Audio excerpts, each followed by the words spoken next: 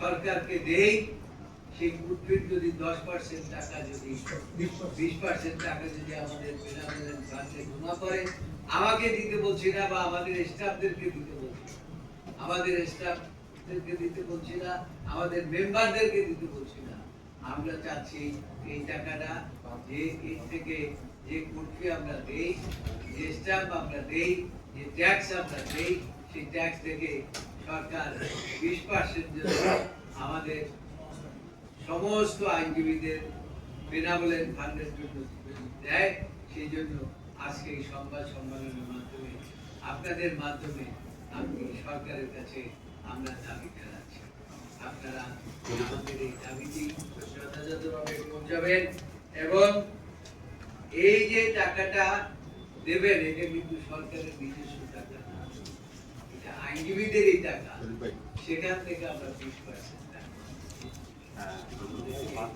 আপনারা সাহায্য করুন। আপনারা এই দেশেরই নাগরিক, আপনারা আমাদের ভাই, আপনারা আমাদের বন্ধু এবং এটা সোশ্যাল মিডিয়ায় আপনারা কাজ করেন।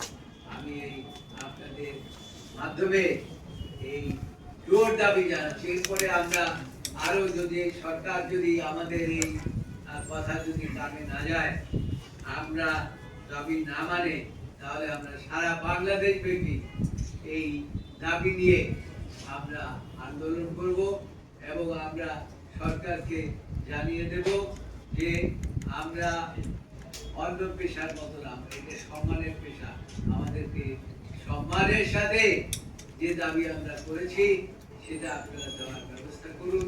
অন্যথায় সারা বাংলাদেশের আইনজীবীরা এখন প্রায় 90,000 আইনজীবী, প্রতিবারেই তো কিছু কিছু আইনজীবী বাড়ে, কাজেই তারা মাঠে নামতে বাধ্য হবে।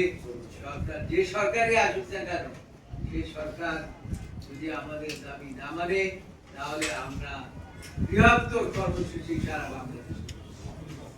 এই কথা বলে আপনাদেরকে আজকের এই দুপুরবেলা কষ্ট দেওয়ার জন্য আরেকবার ধন্যবাদ দিয়ে